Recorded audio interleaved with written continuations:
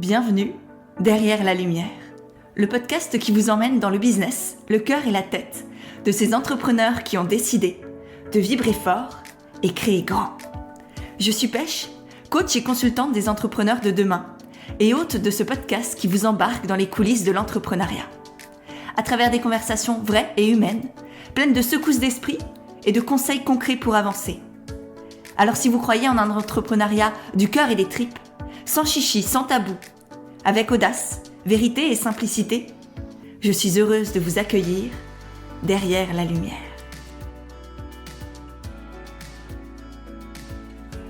Il faut avoir le courage de la vérité. Ce sont les mots de Yann Arthus Bertrand qui résonnent dans ma tête depuis plus d'une semaine et qui me donnent aujourd'hui la force d'enregistrer ce podcast avec vous. Pour vous, pour nous. J'ai regardé depuis, on va dire, un petit mois, plusieurs films, plusieurs podcasts, plusieurs documentaires. Notamment les derniers de Yann Arthus Bertrand, qui s'intitule Nature, que je vous mettrai en description, qui est juste incroyable, que je vous ai partagé sur Instagram et qui a tellement résonné en des dizaines, des centaines presque d'entre vous, d'entre nous. Et ça m'a permis d'avoir des discussions juste passionnantes. Et surtout de me rendre compte qu'on est des centaines, certainement des milliers, des millions peut-être, à ressentir tout ça. Et qu'il est temps d'en parler. Que j'ai envie d'en parler à ma manière à moi parce que j'ai vu personne le faire de la manière dont moi j'aurais eu besoin. Avec à la fois vérité, sincérité, et en même temps avec douceur, bienveillance et compréhension. Alors aujourd'hui, ensemble, on va parler du sentiment d'impuissance, de la facilité à faire l'autruche et de l'importance d'avoir et de trouver, de créer en soi le courage de la vérité, de faire face aux réalités de notre monde et de transformer nos émotions en énergie pour œuvrer, créer et entreprendre autrement. Ce podcast, j'ai envie qu'il soit une invitation à sortir des codes de l'entrepreneuriat productiviste, de la croissance à tout prix. Une invitation à agir avec responsabilité dans nos vies et dans nos activités, même quand ça dérange, même quand c'est plus difficile que ce qui se fait habituellement, que ce qu'on voit, que ce qu'on a pris l'habitude aussi de faire au quotidien. Une invitation, avant tout aussi, à porter notre voix, encore et toujours, pour ce en quoi on croit. Bref, un épisode engagé, motivant, inspirant, je l'espère, qui passera pas par 4 chemins, mais qui permet aussi de secouer là où ça fait du bien, pour pouvoir continuer d'avancer avec confiance, conscience et ambition. Et j'espère du fond du cœur que ça vous touchera, que ça vous parlera, que ça vous donnera cette énergie et cet élan de continuer, de passer à l'action, de sortir la tête du sable comme une autruche pour se protéger, se préserver parfois. Et on en reparlera, parce que j'étais la première à le faire. Et je le fais encore parfois, selon les états émotionnels dans lesquels je me trouve. Mais oui, j'espère que ce podcast, vous allez le laisser entrer en vous. Peut-être que vous allez le partager autour de vous, parce que je crois qu'il est important. En tout cas, il est extrêmement important à mes yeux. Et si c'est votre cas aussi, je vous inviterai peut-être dès à présent ou à la fin, quand vous aurez vérifié qu'effectivement c'était pertinent et intéressant, à le partager, que ce soit à des amis, que ce soit à d'autres proches entrepreneurs, que ce soit sur les réseaux, notamment par exemple Instagram ou LinkedIn, où ça me ferait une joie aussi de vous voir, de vous repartager, de créer cette grande et belle chaîne humaine, pleine de conscience, pleine de valeurs et pleine d'action aussi. Parce que c'est beau d'avoir des grands discours et de se dire engagé, par exemple, pour l'écologie, l'environnement, le social, etc. Et puis de continuer sa vie comme si de rien n'était. Non, ça doit cesser. On n'a plus le temps pour ça. Aujourd'hui, on a besoin d'humains et encore plus d'entrepreneurs qui sont réellement intègres avec leurs valeurs, qui les incarnent dans leurs actions au quotidien et pas juste dans des belles et grandes paroles. Et je sais que moi, la première, j'ai longtemps fui cette réalité qui nous entoure, d'un monde qui va pas bien, sur plein de plans différents. Il y en a plein qui me touchent, moi, personnellement, et je crois qu'on a chacun nos combats, qu'on peut pas juger ceux des autres. Le plus important, c'est de trouver le ou les siens et d'y aller à fond et d'être présent, tout en préservant évidemment sa santé mentale, sa santé émotionnelle, sa vie aussi, parce qu'on a le droit de vivre pleinement sans se perdre dans des combats qui sont beaucoup plus grands que nous et que c'est un équilibre à trouver. Mais si je suis honnête, effectivement, moi pendant longtemps, j'ai fait l'autruche pour me protéger, me préserver, parce que c'était trop dur, parce que je pensais que j'avais pas les épaules, que la tristesse, la colère, le chagrin et la haine même, que je pouvais ressentir parfois à l'évocation de certaines situations, quand je visionnais certaines images, notamment dans les médias, c'était tellement violent, tellement vite, que je fermais la page et que je voulais pas voir vraiment ce qui se passait. Et que je me disais, mais c'est important de se protéger. Et effectivement, c'est important de se protéger. Mais c'est important aussi de ne pas nier, de faire face à ce qu'il se passe et de voir en soi la puissance, l'impact que l'on peut avoir, de prendre ça, de ne pas vouloir sauver le monde entier, mais de ne rien faire non plus. Et puis accepter aussi parfois d'être rempli de tristesse, d'être rempli de chagrin, de ne pas pouvoir s'arrêter, de ne pas comprendre ce qu'il se passe et pourquoi on est touché par des choses qui ne nous touchent pas directement. Mais heureusement qu'on est encore capable de ressentir et de faire preuve d'empathie pour des choses qui se passent à l'autre bout de la terre. Heureusement qu'on n'attend pas d'être nous-mêmes dans la merde pour contribuer, pour agir, pour s'élever. C'est ça être humain, savoir se mettre à la place des autres et œuvrer pour eux, même si nous, directement, on n'en retire rien. Alors évidemment, moi aussi parfois c'est le cas, parce que j'ai pas l'énergie, parce que j'ai un gros problème dans ma vie, parce que émotionnellement je suis déjà chahutée et je peux plus, en tout cas j'ai l'impression de ne pas pouvoir prendre en plus sur mes épaules la souffrance des autres. Et l'idée c'est pas forcément de la prendre en soi, mais savoir la compassion et de voir à quel point nous on a de la chance d'être là et d'avoir tous ces moyens-là et d'en donner un peu, tout simplement. Et en fait, avec le temps, ce qui m'a le plus aidée, c'est que j'ai appris à transformer toute cette énergie, toutes ces émotions qui me dévastaient pour œuvrer, pour m'élever, pour entreprendre, avec les tripes, avec le cœur, de la meilleure manière possible, à ma manière à moi, avec qui je suis, avec ce que je sais et avec mon énergie aussi. Et moi, je l'ai transformé en accompagner les entrepreneurs du changement, les entrepreneurs engagés, les entrepreneurs du bien-être, que ce soit intérieur, extérieur, les entrepreneurs qui veulent faire les choses bien, disons, et qui ont cette conscience sociale et environnementale, à oser, à créer, à grandir, à se déployer. Parce que c'est ce que je sais faire, c'est ce que j'aime faire, et c'est ce qui a un minimum de sens pour créer derrière un effet papillon positif. Et ça, j'y crois. Et c'est bisounours pour tellement de personnes, et j'en ai rien à foutre. Parce que moi, j'y crois. Et je vois à quel point ça a du sens et de l'impact au quotidien. Et c'est peut-être ça mon rôle d'humaine sur cette planète. Au-delà de la coach d'entrepreneur que je suis, de la consultante en communication, en marketing que je suis avant tout une humaine qui aide d'autres à oser, à rayonner et contribuer. Et pour ça, pour remplir ma mission du mieux possible et me sentir aussi nourrie intérieurement, j'ai dû avoir le courage de la vérité et la force de continuer d'avancer, malgré tout ce qui se passe, malgré tout ce qu'on voit. La force aussi de faire différemment, d'entreprendre autrement, de sortir des codes et des normes, de cette vision de l'ambition uniquement dédiée au profit, à la richesse, à la notoriété, à la visibilité. Parce que oui, c'est utile, mais tout ça, ce ne sont pas des fins. L'argent, la notoriété, le pouvoir, la célébrité, ou juste l'influence sur les réseaux sociaux, par exemple, ça nous donne une puissance immense d'agir, d'impacter pour autre chose, pour plus grand que soi, pour ce en quoi on croit.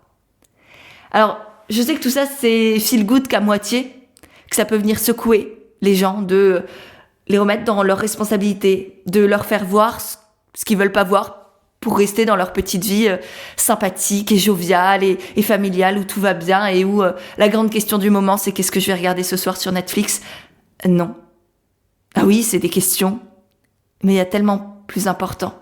Et je crois que ça nourrit bien plus d'œuvrer pour plus grand que juste de demander comment aujourd'hui je vais pouvoir faire plus d'argent. Alors même si ça peut remuer et contrarier certaines personnes, même si c'est compliqué, de prendre ses responsabilités, de choisir, de décider de faire autrement, plutôt que de choisir la facilité, de faire comme tout le monde, de s'assurer d'être validé, d'être valorisé, d'avoir une place dans la société.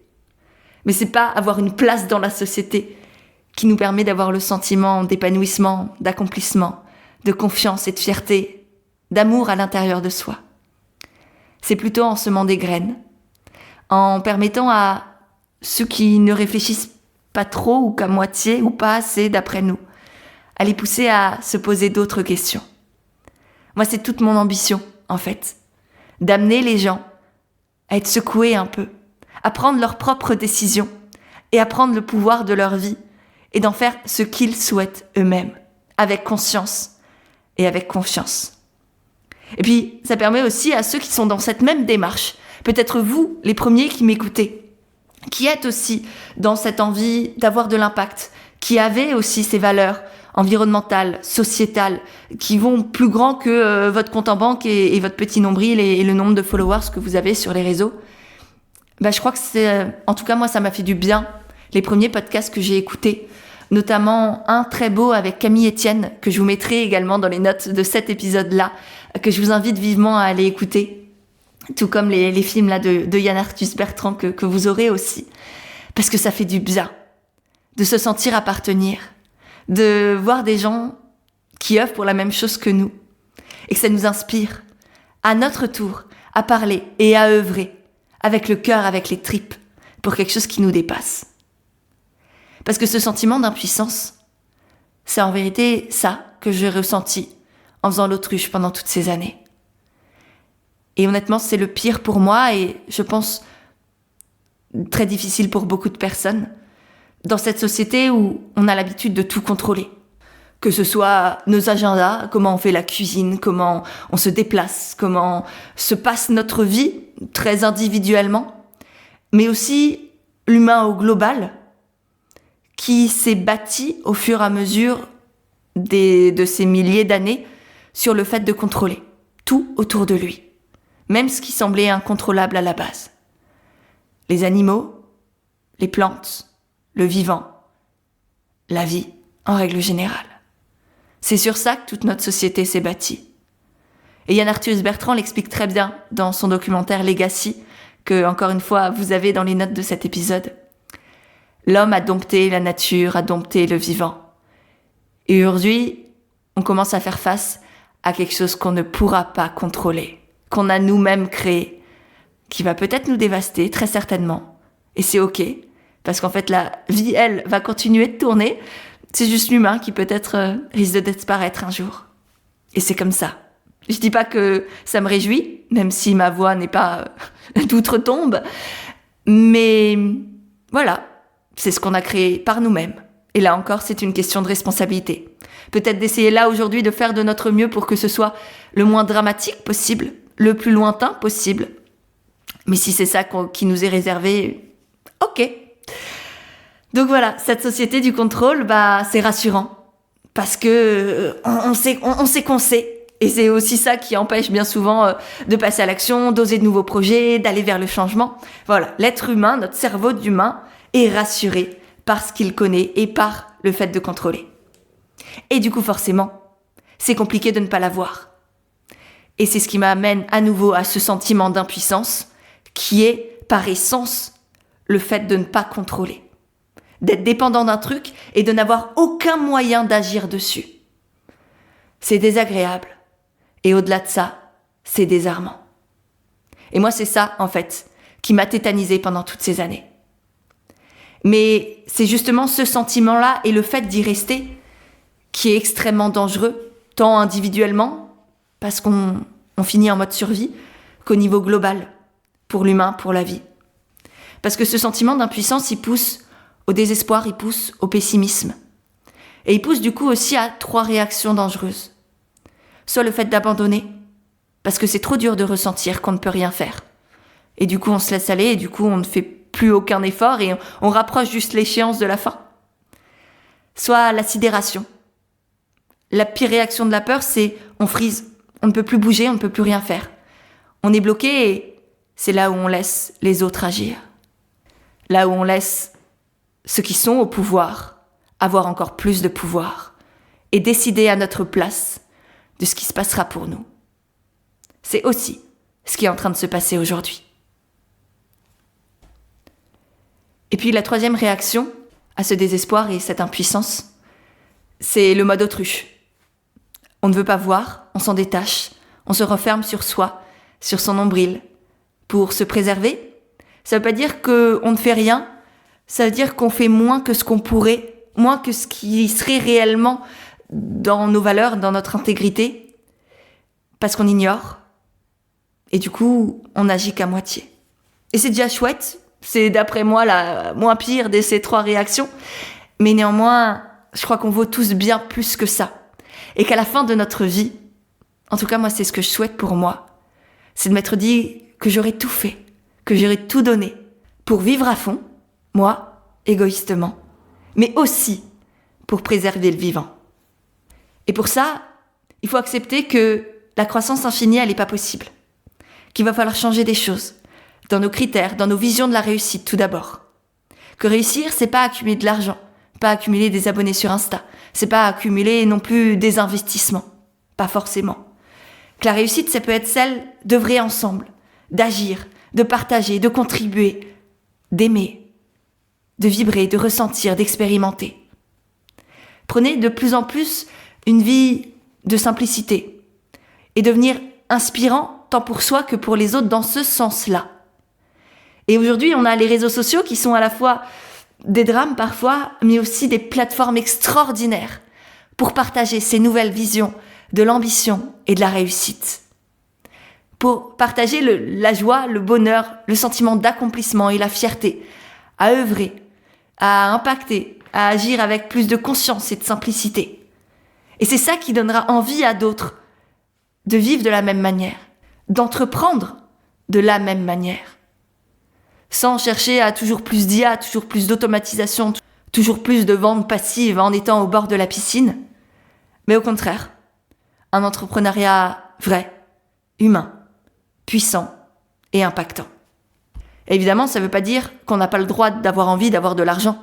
Je suis la première à vouloir avoir de l'argent, dans une certaine mesure, pour pouvoir, moi, vivre comme je le souhaite, mais aussi pouvoir œuvrer, le redonner, le placer là où j'ai envie de le placer, plutôt que qu'il aille chez des personnes où je ne sais pas ce qu'elles vont en faire.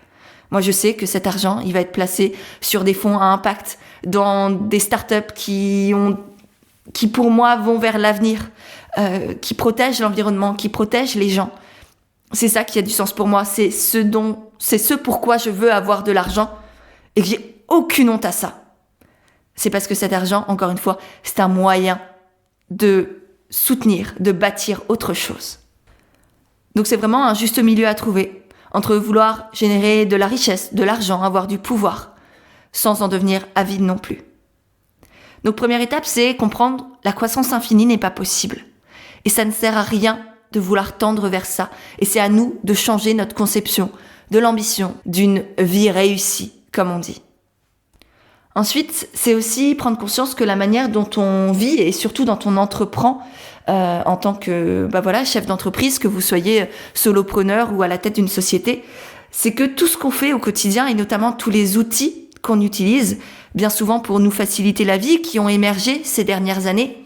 Je pense notamment à l'IA qui est maintenant un peu partout, que ce soit ChatGPT pour des textes ou tant d'autres pour des images, pour de la vidéo, pour du montage, pour de l'audio, pour tout ce que vous voulez. Il y a des IA absolument partout aujourd'hui. Mais que tout ça, tous ces outils qui nous facilitent la vie, de un, ils détruisent la planète et les ressources. J'en ai parlé dans mon dernier podcast sur la réussite en 2025. Quel est l'avenir de l'entrepreneuriat et comment créer une réussite plus sensée durant cette année. Je vous le mettrai aussi dans les notes de l'épisode.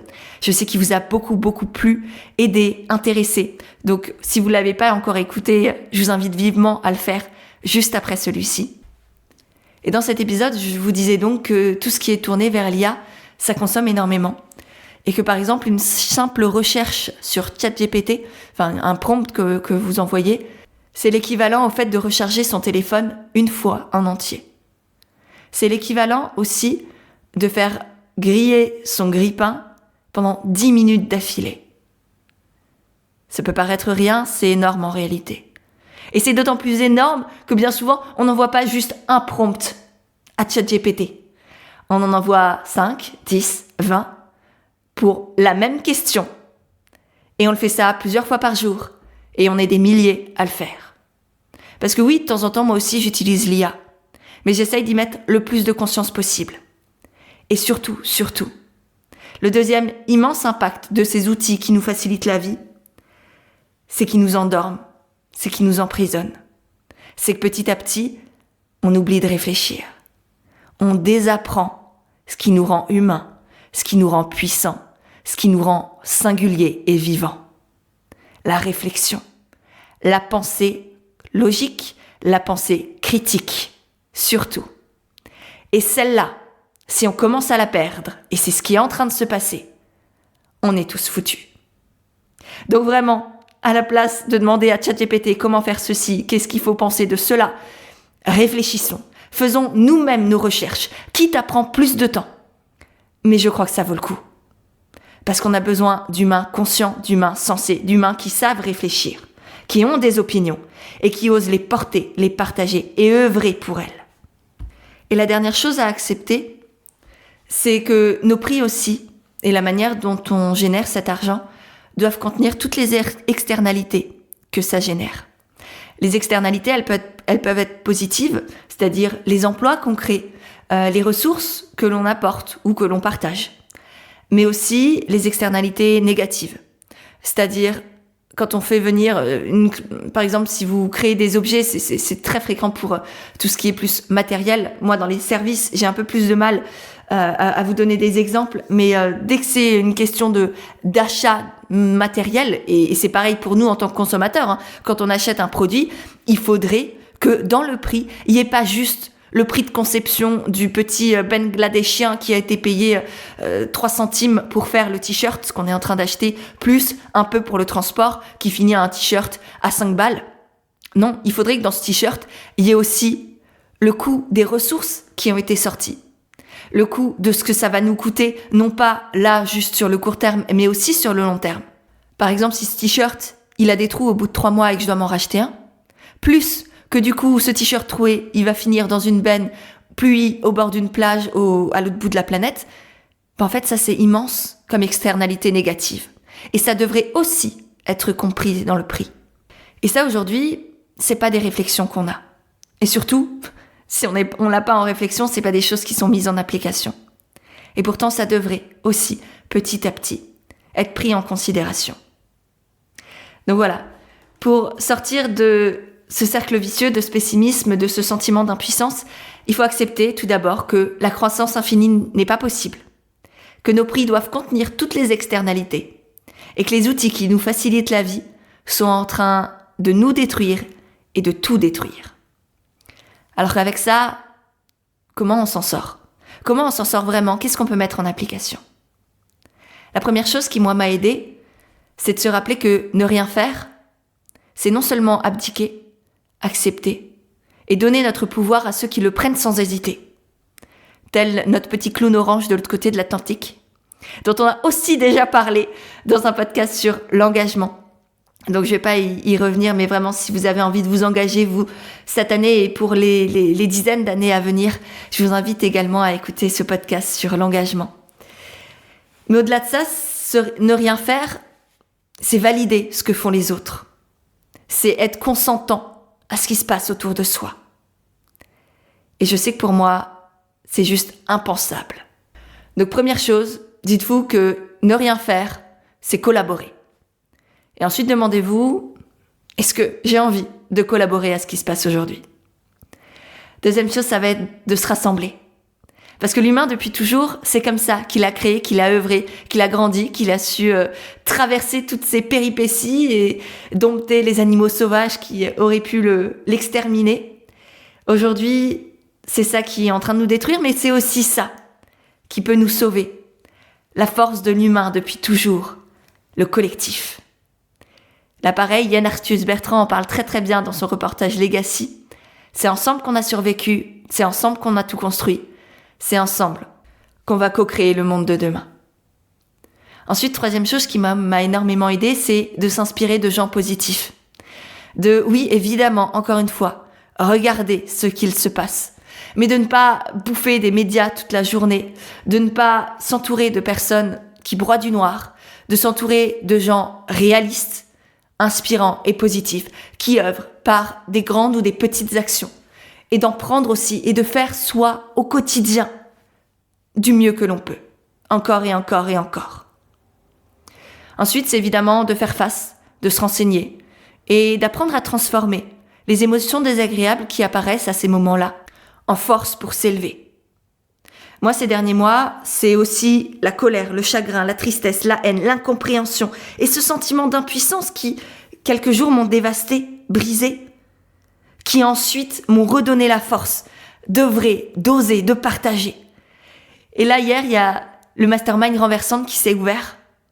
Et plus que jamais, depuis toutes ces années d'entrepreneuriat, j'étais là et j'avais foi et j'étais fière d'être entourée de toutes ces femmes avec qui on va partager tous ces mois, avec qui on va grandir, que je vais aider du mieux possible à se développer, à rayonner, à impacter, chacune à leur manière à elles, les humains et le monde autour d'elles.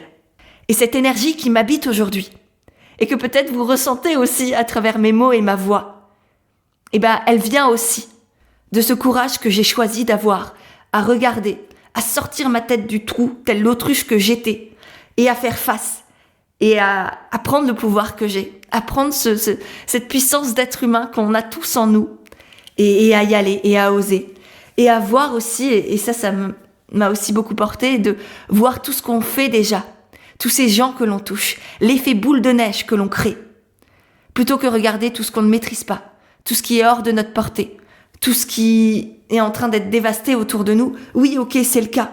Et c'est justement parce que c'est le cas qu'on doit faire du mieux possible et du plus possible pour prendre en main notre pouvoir et pour agir encore une fois. Et la dernière chose qui m'a énormément aidée, c'est d'assumer d'être une femme qui a de l'ambition, qui voit grand. Non pas juste pour elle, pas l'ambition qui veut avoir grand, avoir beaucoup, mais l'ambition qui voit grand, plus grand que soi, au-delà de soi, pour les autres, pour le monde et évidemment aussi pour moi, parce que je reste cette humaine individualiste, égoïste parfois, et qui en même temps, je crois, j'ai cette prétention-là, d'avoir un cœur immense et de faire du mieux possible à chaque instant dans qui je suis, dans ce que je ressens, pour œuvrer, pour accompagner, pour transformer et impacter. Et vous aussi, qui m'écoutez, avez le pouvoir de cette ambition. Et c'est à vous de le prendre. Et c'est à vous de l'assumer, de le déployer, de l'incarner. À la fois pour vous, pour votre vie, mais aussi pour le monde et pour la vie. Voilà pour moi, pour cet épisode. J'espère qu'il vous a plu. J'espère qu'il vous a donné le courage de la vérité. Et surtout donné l'envie d'impacter, d'oser, de porter votre voix et de vous battre pour ce en quoi vous croyez. Dites-moi d'ailleurs, comment vous vous sentez là maintenant, après cet épisode de podcast? Est-ce qu'il vous a donné envie de fuir ou donné envie de regarder la vérité en face et d'y aller et d'oser? Laissez un petit commentaire sur votre plateforme d'écoute de podcast ou envoyez-moi un message sur Insta. Et puis évidemment, s'il vous a plu, partagez-le autour de vous. Je crois vraiment qu'il est important. J'ai rien à vendre, j'ai rien à mettre en avant, juste des idées, des questionnements, des valeurs et des engagements. Et si vous les partagez aussi, alors merci de les propager à votre tour autour de vous. Je vous embrasse, je vous dis à tout de suite sur Instagram, vous avez le lien dans les notes de l'épisode, et puis à mercredi dans 2 semaines, derrière la lumière.